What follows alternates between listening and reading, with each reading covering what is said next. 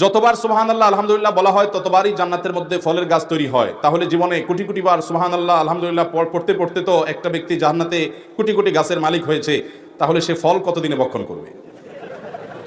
আজীব আজীব প্রশ্ন, মাশাআল্লাহ। নোয়াখালীর মানুষের মাথায় এত প্যাচ। ভাই, আলামুল গায়েবকে আমরা অনেকে আলামুল হাজিরের সাথে তুলনা করি।